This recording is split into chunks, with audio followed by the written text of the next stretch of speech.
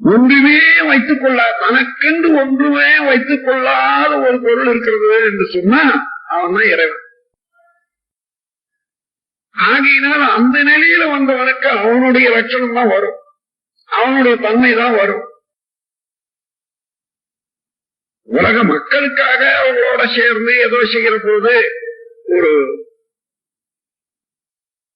சமுதாய முறைக்காக ஏதேனும் இறங்கி வந்து ரெண்டு ஒரு காரியங்கள் செய்தாலும் கூட அவர்கள் உள்ளத்திலே ஒரு வேடிக்கையாகத்தான் இருக்கும். குழந்தைகள் வீடு கட்டி விளையாடுது, கொஞ்ச நேரம் அப்பாவும் போய் உட்கார்ந்துக்கிட்டு நாங்களும் ஒரு வீடு கட்டுறா சொல்லி விளையாடலையா, அதுல கழிச்சிட்டு வரும்போது தானும் கழிச்சிட்டு வர்றோம். அம்மாவைதான் உணர்ந்தவர்கள் மற்றவர்களோடு கூடியிருக்கிற போது இருக்கக்கூடிய செயல் இருக்குமே தவிர அதுல ஒரு பற்றுதலோ அதுல ஒரு ஆசையோ இருக்க. பிறருடைய ஆசையை நிறைவேற்றுவதற்காக, அவர்களுக்கு ஒரு புத்தி சொல்வதற்காக, அறிவுரை வழங்குவதற்காக இதன் மூலமாக சொல்லிலே செயலில நடத்தியில ஏதேனும் ஒன்றை காண்பிச்சு அவர் மூலமாக கொள்வார். நமது பாரதியார் அண்மையில வாழ்ந்திருந்த ஒரு மகா ஞானி, அவருக்கு உபதேசம் செய்தவர் குள்ளச்சாமி என்று ஒரு தன்னில உணர்ந்த பெரியார். அவர் சாதாரணமா நாடோடி மாதிரியா தெரிந்து கொண்டிருப்பார். வந்தாரு, ஏதோ இவரை பார்த்தாரு, இவருக்கு உபதேசம் செய்துட்டார், குண்டலினி யோகமும் செய்து கொடுத்துட்டார். அதன் பிறகு சில தத்துவங்களையும் விளக்கிட்டு போயிட்டார்.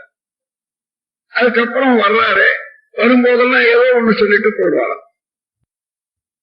இந்த ஒரு நாள் ஒரு அழுக்கு துணிகளை வச்சுக்கிட்டு சும்மா அப்படி தெரியற மாதிரி வச்சு முட்டையா போட்டுட்டு அவர் எதிரில் வந்து நிக்கிறார். என்ன சாமி வாங்க வாங்க, நானே எங்க வர போறேன், நான் போறேன்பா.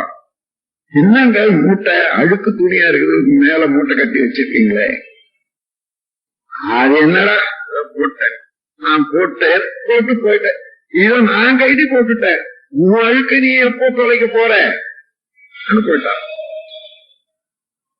ஒரு அழுக்குன்னு தெரிஞ்சது, நான் போட்டேன், உன் அழுக்கு எப்போ தொலைக்க போற சொல்லிட்டு போயிட்டா. அம்மாதிரி அதுதான் அம்மாதிரியான செயல்கள் சுத்த ஞானிகளால முற்றும் உணர்ந்தவர்களால பார்க்கிறோம். சாதாரண பார்க்கறதுக்கு அழுக்கு துணியை வச்சுக்கிட்டு இருக்காது, எதுக்காக ஏதேனும் அதன் மூலமாக ஒரு தத்துவத்தை மக்களுக்கு உணர்த்துவதற்காக ஒன்று செய்வார்கள். அது அவர்கள் விரும்பி ஏதோ பற்று வைத்துக் கொண்டு செய்வார்கள் என்பது இல்லை. அம்மாதிரி உங்களுக்கு உண்மையிலேயே மனோசக்தி அதிகரிக்க வேணுமா, பேராசை, சீனம், கவலை, இந்த மூன்றையும் ஒழிச்சிட்டு பாருங்க, மனோசக்தி பூரணமாக இருக்கும்.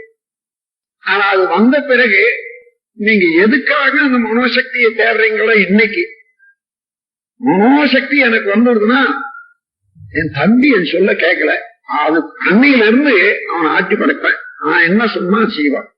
அல்லது எங்க வீட்டுல இந்த மாதிரி இருக்கணும், அத மாதிரி இருக்கணும், அதெல்லாம் நான் செய்ய முடியும் மனோசக்தி வந்ததுன்னா. இல்ல என்ன இன்னொரு ஆளை அடிக்கடி ஏமாத்திட்டு ஒரு மாதிரியாக பேசுறான், அவன் ஒரு கை பார்த்து விடணும் என்றெல்லாம் கூட இருக்கலாம்.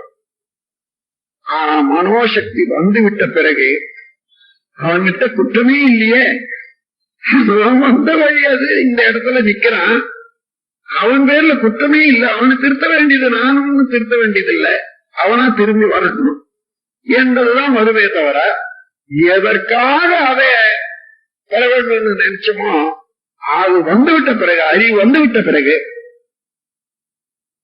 அந்த வெளிச்சத்துல உண்மை உணர்ற போது குற்றவாளி பாவி என்று யாரும் இல்லை உலகிலே, குறைகளுக்கு காரணமோ பழைய சமுதாயம்,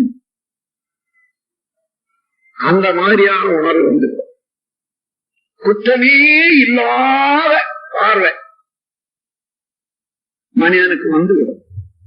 அப்ப திருத்தறது எங்க, திருத்த வேண்டியதே இல்லை, அவனுக்குள்ளாகவே அறிவு என்ற நிலையில எல்லாம் உள்ள இறைவன் உள்ள இருக்கிறான்.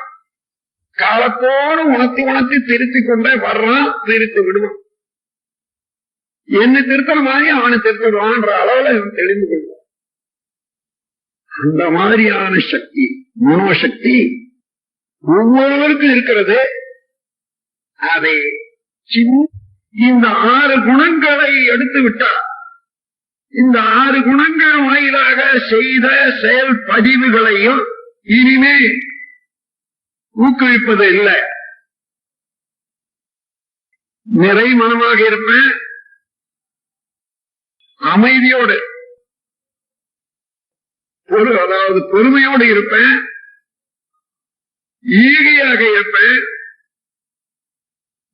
கற்புநெறியோட இருப்பேன், சமநேர் நிறைய உணர்வோடு எல்லோரோடும் பழகிக் கொள்ளுவேன், மன்னிப்பு யார் பேரும் குற்றமில்லை, மன்னித்து விடுவேன் என்ற 6 குணங்கள் 6 நல்ல குணங்களாக மாறிவிடும்.